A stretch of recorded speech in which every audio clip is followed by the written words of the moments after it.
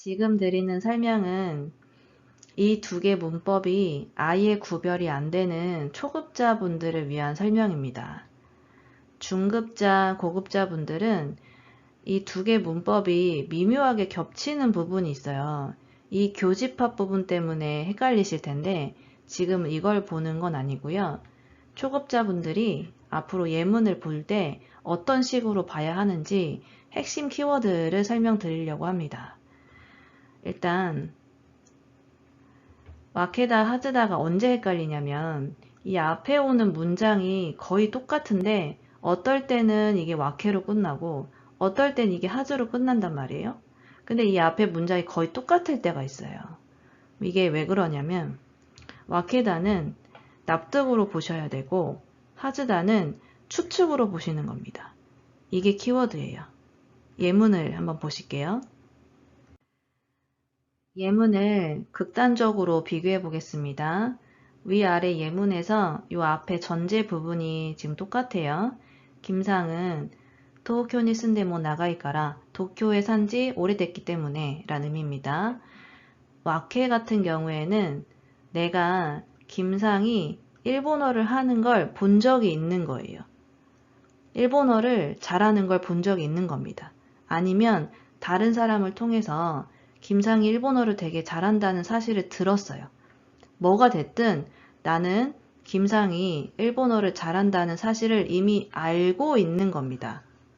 그 상황에서 이런 이야기를 또 들은 거예요. 김상이 일본에서 20년 정도 살았대 라는 이야기를 듣고 이 정보를 근거로 해서 이 상황을 납득하는 겁니다. 20년 정도 살았기 때문에 그렇게 일본어를 잘하는 거구나 라고 상황을 납득하는 거예요. 근데 하즈 같은 경우에는 좀 달라요.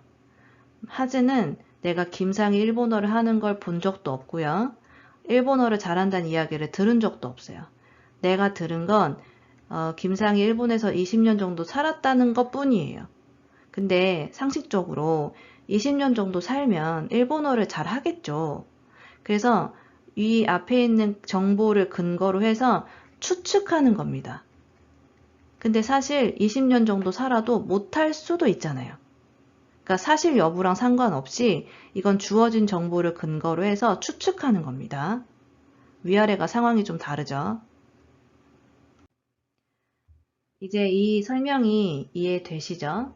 와케다 같은 경우에는 객관적인 사실, 그러니까 김상이 일본어를 잘하는 걸 내가 이미 봤고 20년 정도 살았다는 사실을 두 가지 붙여서 상황을 납득하는 거고요.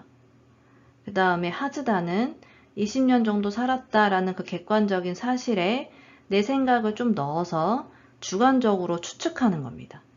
그러니까 하즈 같은 경우에 이 앞뒤가 주는 단어가 너무 상반되잖아요. 이건 객관적이고 이건 주관적이고. 그래서 이것 때문에 많이 어려워 하시는데 방금 드렸던 설명을 한번 잘 생각해 보셨으면 좋겠어요. 일본에서 20년 정도 살았어요. 이건 객관적이지만 그 정도 살면 어느 정도는 일본어를 잘할 거라는 건 내 추측인 거죠. 주관적 추측인 겁니다. 그 다음 여기서 또 파생되는 게 시제거든요. 그 중에서도 이제 미래 시제예요. 하나는 미래 시제가 되고 하나는 안 돼요. 어떤 게 될까요? 그쵸? 하즈가 미래 시제가 가능하겠죠? 미래는 추측을 할 수 있는 거지 당연한 게 아니잖아요. 그리고 이 납득도 내가 이미 알고 있는 상황에 대해서 납득하는 거였죠. 근데 미래는 내가 이미 알고 있는 게 아니잖아요. 그래서 미래 시제에 관해서는 와케다를 쓸 수 없습니다. 요것만 알고 계셔도 구별되는 문장이 상당히 많아요. 예문을 보시면 이렇게 내일 비가 내릴 것이다 라고 할 때 하즈다는 가능하지만 와케다는 쓸 수 없습니다. 요거를 기억해 주세요. 미래는 정해지지 않았죠. 그래서 추측만 가능한 거예요.